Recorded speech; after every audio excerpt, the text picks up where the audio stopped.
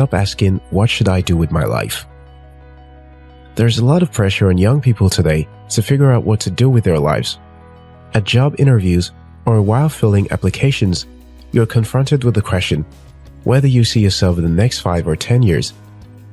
Parents and teachers mount pressure on their students to figure out something now or be doomed for life. It's almost like a taboo to not know what to do with your life. As a result, many young people experience overpowering anxiety for not having clarity over what to do with their lives, what to focus on, how to live up to their potential.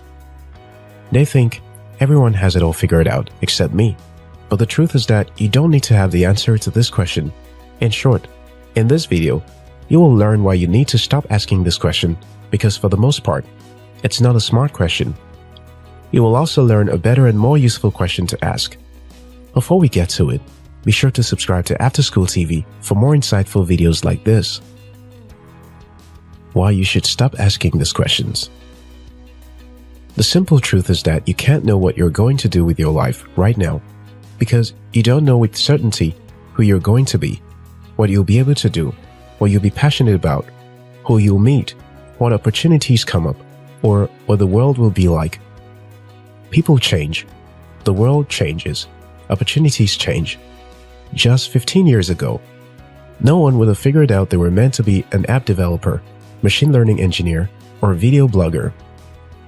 So if you can figure out the future, what do? Don't focus on the future.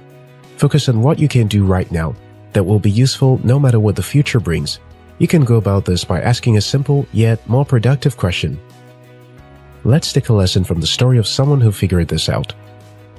Oprah Winfrey spent most of her 20s obsessing over the question, what should I do with my life? The more she focused on trying to figure out what to do with her life, the more crushing pressure and anxiety she felt. She soon realized asking this question was not leading her to a productive life and that she was asking the wrong question. The right question to ask was this: what is the next move? The next move, not every move. You don't need to know all the moves. You just need to know the next right move to make and build from there to the next move. Switching from high-end, what should I do with my life, to this simple question changed her life. What should I do with myself is asking for too much. No one can really figure that out. And thinking too far ahead can create needless pressure and anxiety. When you focus on the next right move, you go from trying to make sense of the entire journey to take life one turn at a time. Here's a simple illustration of how this could work out. Let's say you're in a place where you don't know what to do with your life. Then you figure your next move is to study and understand the information technology industry, since you have been hearing a lot about it. Then from what you learn, your next move is to learn the most in-demand tech skill. Once you start getting good at it, your next move is to get an internship job with a startup company. Then your next move is to get a paid job with your internship experience. Then to find a co-founder and launch a startup. Then to take a communication training to become better at pitching to investors. Then to get an investor for your company. Then to resign as a CEO and become a startup consultant. You can't see the entire picture from where you are now, and you don't have to.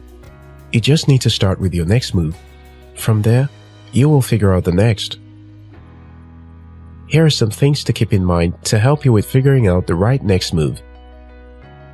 Figure out what you don't want to do with your life. Oprah was once offered a job that paid $30,000 more than what she was getting at her other job. If you were in her shoes, what would you do? Accepting the offer may seem like the smart thing to do, but the question is it a right next move for you? Oprah rejected that offer because she knew what she didn't want, a job that wouldn't allow her to be her authentic self. Figuring out what you don't want for your life is a lot easier than figuring out what to do with your life.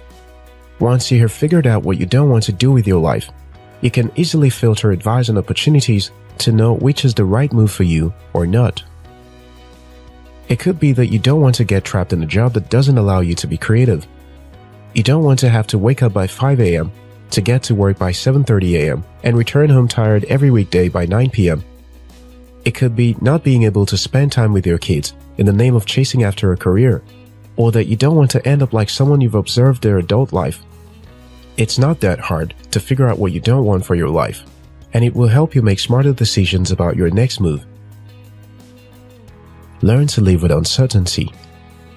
If you are afraid of uncertainty, you will often avoid the right move for what is easily predictable.